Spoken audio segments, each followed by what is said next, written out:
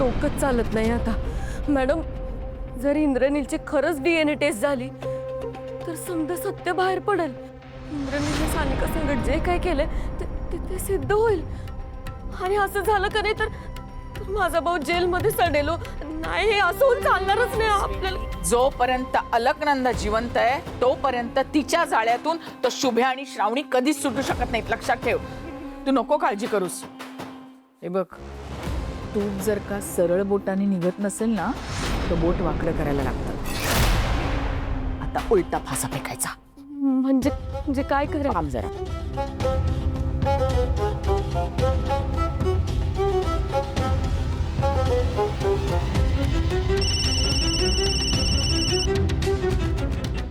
Hello, inspector Rudra, मी जे काही सांगते तुला ते नीट ऐक।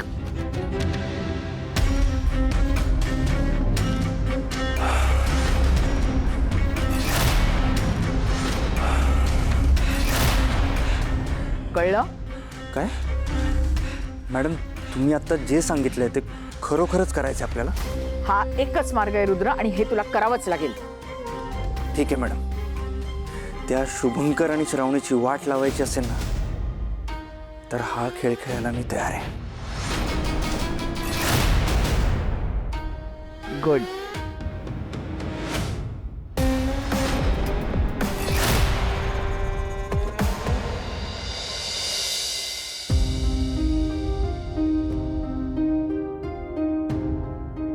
आई तुला उगाच बोलली।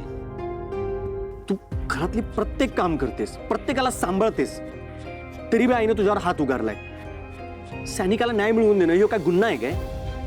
शुभू, मला काही सासूबाईंचा राग आलेला नाही। शुभू, मुळात त्यांचा राग माझ्यावर नाहीच आहे, परिस्थितीवर आहे त्यांचा राग। आणि मला सांग, आपल्या मुलीबद्दल जर अशी बातमी पेपरात छापून आली तर कुठलीही गप्प राहील। तू माझा विचार नको करूस रे, मी ठीक आहे। पण नाही श्रावणी, तू त्या इंद्रनील विरोधात जी पोलिसांमध्ये तक्रार केलीस ना ते 100% बरोबर केलेस। आता मागे हटायचं नाही, कुठल्याही दबावाला भीक घालायची नाही। उद्या सकाळी पाहिजे असेल तर मी येतो पोलीस स्टेशनमध्ये, पण आता मागे यायचं नाही। हो, आता आपण शेवटपर्यंत लढायचं। पण शुभू, पुढे काय करायचं? म्हणजे तुझ्या नोकरीचं काय?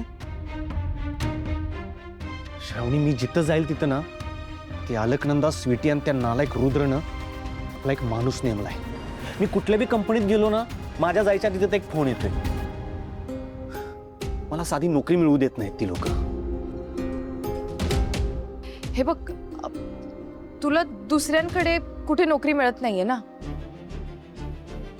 मग कशाला दुसऱ्या कोणाची तरी चाकरी करायची? आपण आपल्या पायावर उभे राहूया, आपला बिझनेस सुरू करूया। कुठला बिझनेस श्रावणी? माझ्याकडे साधं भांडवल नाहीये।